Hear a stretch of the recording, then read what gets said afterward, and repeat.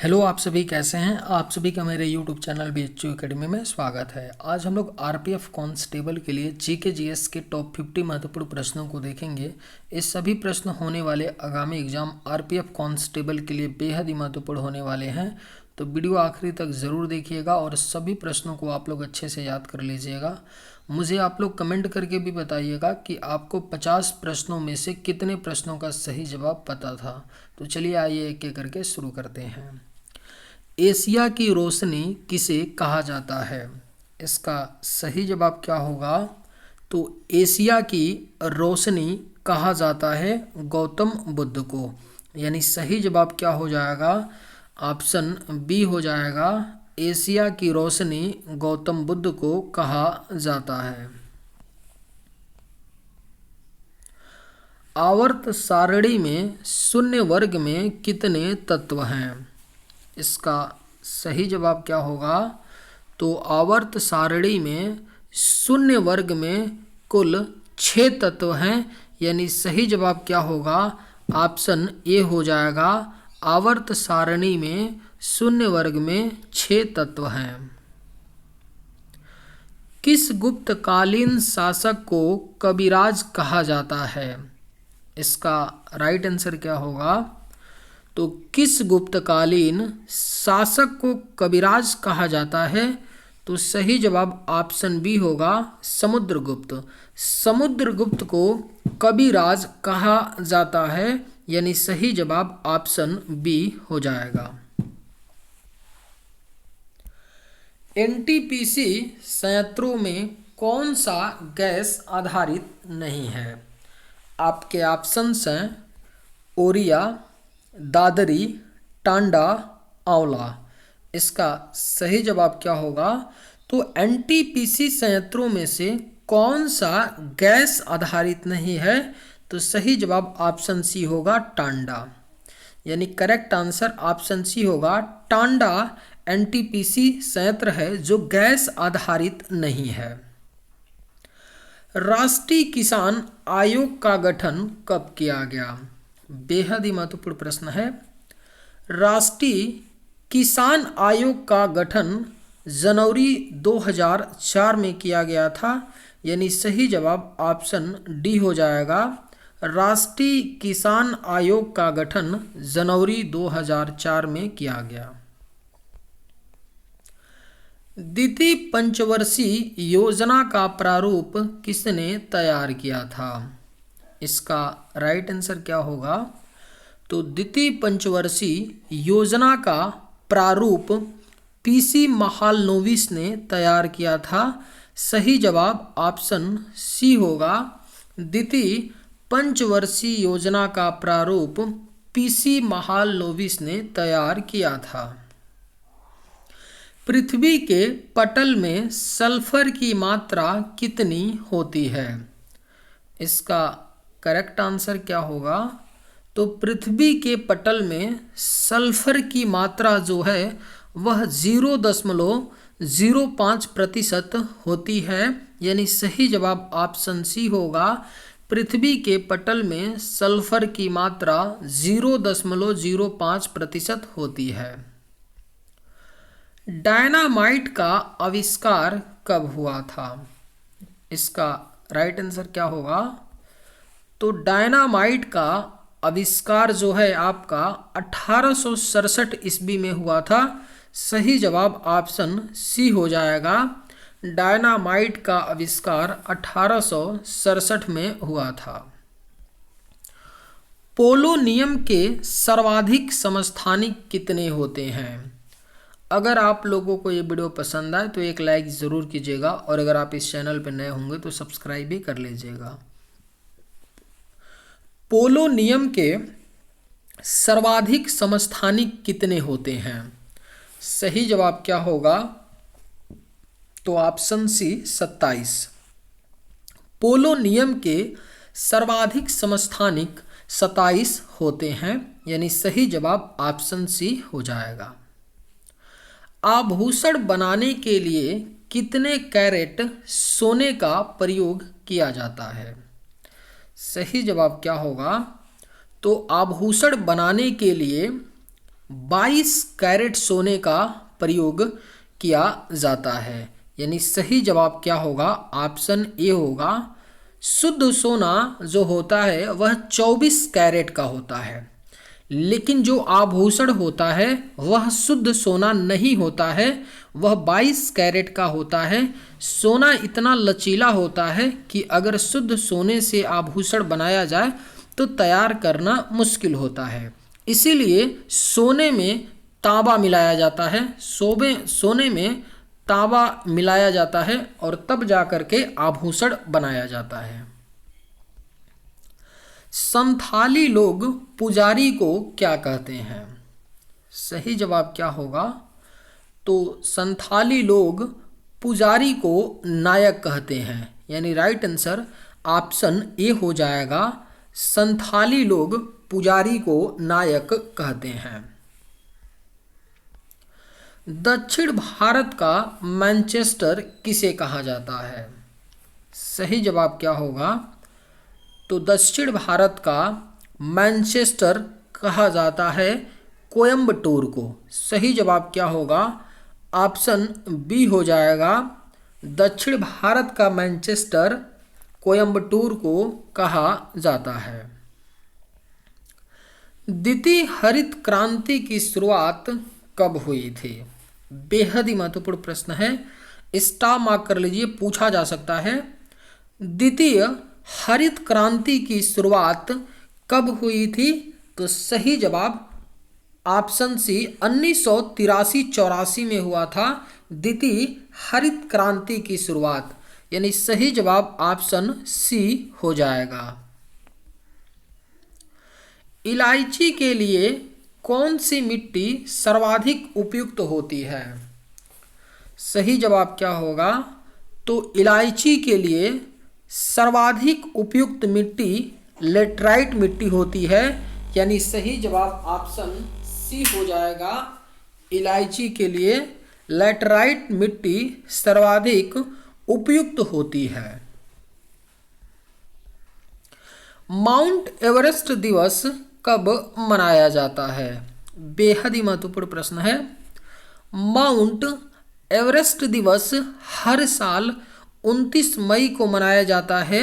Mount Everest दिवस, यानी सही जवाब ऑप्शन सी हो जाएगा। उस्ताद बिंदु खान का संबंध किससे है? इसका करेक्ट आंसर क्या होगा?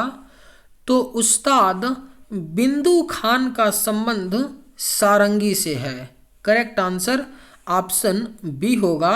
उस्ताद बिंदु खान का संबंध सारंगी से है। रमन अनुसंधान संस्थान कहाँ स्थित है? इसका करेक्ट आंसर क्या होगा?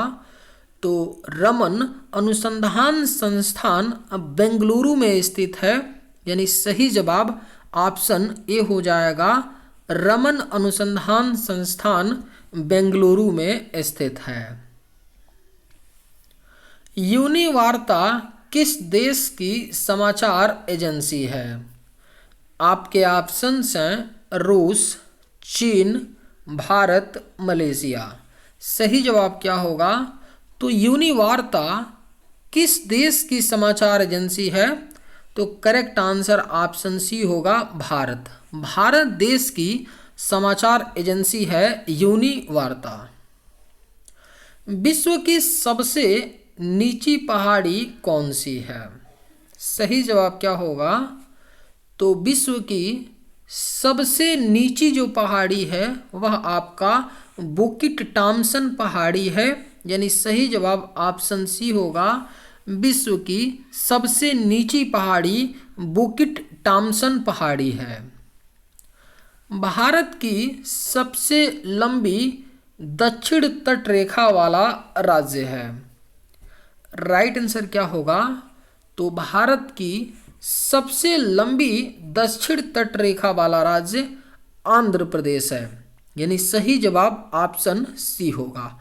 अगर क्वेश्चन में पूछा जाता कि भारत की सबसे लंबी तट रेखा वाला राज्य कौन सा है, तब आपका करेक्ट आंसर गुजरात होता, लेकिन यहाँ पर दक्षिण भारत के राज्य के बारे में पूछा जा रहा है जिसकी सबसे लंबी तटरेखा है, तो आंध्र प्रदेश सही जवाब होगा। भूपेन हजारिका पुल की लंबाई कितनी है? राइट आंसर क्या होगा?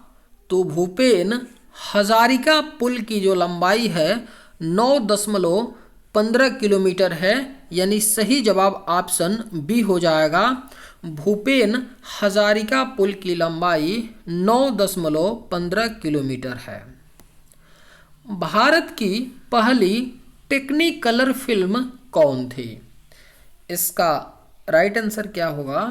तो भारत की पहली टेक्निकलर जो फिल्म थी वह आपका झांसी की रानी थी, यानी सही जवाब ऑप्शन सी हो जाएगा।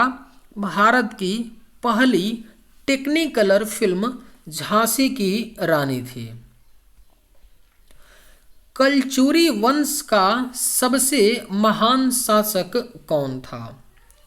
इसका सही जवाब क्या होगा? तो कलचुरी वंश का सबसे महान शासक कर्णदेव था, यानी सही जवाब ऑप्शन ए होगा। कलचुरी वंश का सबसे महान शासक कर्णदेव था। विक्रम संवत कब प्रारंभ हुआ था? बेहद ही महत्वपूर्ण प्रश्न है।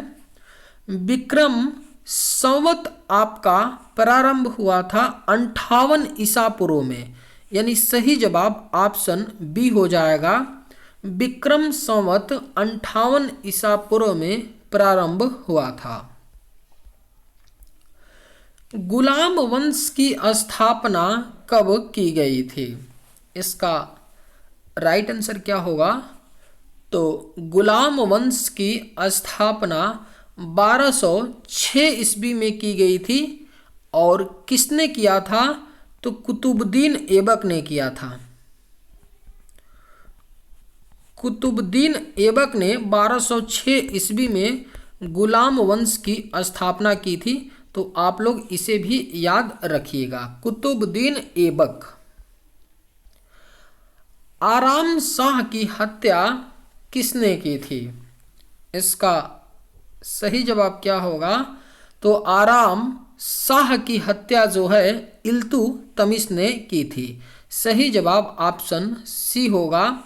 आराम शाह की हत्या इल्तुतमिश ने की थी। फिरोज तुगलक ने कितने बड़े नहरों का निर्माण करवाया? करेक्ट आंसर क्या होगा? तो फिरोज तुगलक ने कितने बड़े नहरों का निर्माण करवाया था? तो सही जवाब ऑप्शन ए होगा 5। फिरोज तुगलक ने 5 बड़े नहरों का निर्माण करवाया, यानी सही जवाब ऑप्शन ए होगा। सिख धर्म के संस्थापक कौन थे? इसका राइट आंसर क्या होगा? तो सिख धर्म के संस्थापक गुरु नानक थे, यानी करेक्ट आंसर ऑप्शन ए हो जाएगा। सिख धर्म के संस्थापक गुरु नानक थे। तुलु वंश का अंतिम शासक कौन था? सही जवाब क्या होगा? तो तुलु वंश का अंतिम जो शासक था वह सदाशिव था, यानी राइट आंसर क्या होगा? ऑप्शन सी हो जाएगा। तुलु वंश का अंतिम शासक सदाशिव था। जहाज महल का निर्माण किसने करवाया था? इसका करेक्ट आंसर क्या होगा? तो जहाज महल का निर्माण जो है यह गयासुद्दीन खिलजी ने करवाया था, यानी सही जवाब क्या होगा? ऑप्शन सी हो जाएगा। जहाज महल का निर्माण गयासुद्दीन खिलजी ने करवाया था। अजंता एवं एलोरा की गुफाएं कहाँ स्थित हैं? इसका राइट आंसर क्या होगा? तो अजंता एवं एलोरा की गुफाएं जो हैं यह आपका महाराष्ट्र राज्य में स्थित है। सही जवाब ऑप्शन बी होगा। अजंता एवं एलोरा की गुफाएं महाराष्ट्र राज्य में स्थित है।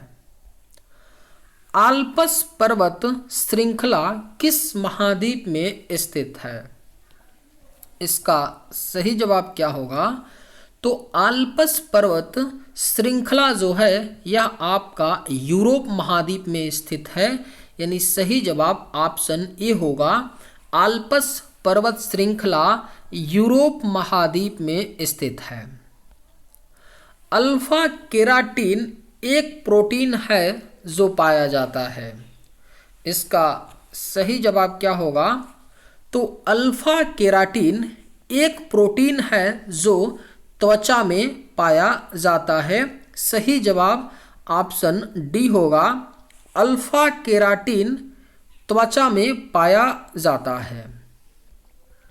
दुनिया की सबसे लंबी हाईवे सुरंग अटल सुरंग कहाँ है? इसका सही जवाब क्या होगा? तो दुनिया की सबसे लंबी हाईवे सुरंग अटल सुरंग हिमाचल प्रदेश में है, यानी सही जवाब ऑप्शन डी हो जाएगा। इनमें से कौन राष्ट्रपति द्वारा नियुक्त नहीं किया जाता है? आपके ऑप्शंस हैं महान्यायवादी, महाधिवक्ता, राज्यपाल, नियंत्रक एवं महालेखा परीक्षक। सही जवाब क्या होगा? तो कौन राष्ट्रपति द्वारा नियुक्त नहीं किया जाता है? तो करेक्ट आंसर ऑप्शन बी होगा, महाधिवक्ता। महाधिवक्ता राष्ट्रपति द्वारा नियुक्त नहीं किया जाता है। महान्यायवादी होता है, राज्यपाल भी होता है और नियंत्रक एवं महालेखा परीक्षक भी राष्ट्रपति द्वारा नियुक्त किया जाता है। लेकिन जो महाधिवक्ता होता है इसकी नियुक्ति राज्यपाल करता है। जिस राज्य का महाधिवक्ता होता है उसकी नियुक्ति उसी राज्य का राज्यपाल करता है। भारत में पहला कृषि विज्ञान केंद्र कहाँ स्थापित हुआ था? सही जवाब क्या होगा? तो भारत में पहला कृषि विज्ञान केंद्र जो है यह आपका पुदुचेरी में स्थापित हुआ था, यानी सही जवाब ऑप्शन ए होगा। भारत में पहला कृषि विज्ञान केंद्र पुदुचेरी में स्थापित हुआ था। इनमें से कौन से जीव में रक्त नहीं होता है किंतु वह सांस लेता है? बेहद ही महत्वपूर्ण प्रश्न है। इनमें से कौन से जीव में रक्त नहीं होता है किंतु वह सांस लेता है? तो सही जवाब ऑप्शन है हाइड्रा। हाइड्रा एक ऐसा जीव है जिसमें रक्त नहीं होता है किंतु वह सांस लेता है, यानी सही जवाब ऑप्शन ए हो जाएगा। विजयनगर साम्राज्य के संस्थापक कौन थे? करेक्ट आंसर क्या होगा? तो विजयनगर साम्राज्य के संस्थापक हरिहर और बुक्का थे, यानी राइट आंसर क्या होगा? ऑप्शन ए हो जाएगा। हरिहर और बुक्का ने विजयनगर साम्राज्य की स्थापना की थी। कौन व्यक्ति गुमानी कवि के नाम से विख्यात है? सही जवाब क्या होगा? तो कौन व्यक्ति है जो गुमानी कवि के नाम से विख्यात है? तो सही जवाब ऑप्शन बी, लोक रतन पंत। लोक रतन पंत गुमानी कवि के नाम से विख्यात हैं, यानी सही जवाब ऑप्शन बी होगा। दिल्ली के किस सुल्तान की मृत्यु चौगान खेलते समय हुई थी? इसका करेक्ट आंसर क्या होगा? तो दिल्ली के कौन सुल्तान थे जिनकी मृत्यु चौगान खेलते समय हुई थी?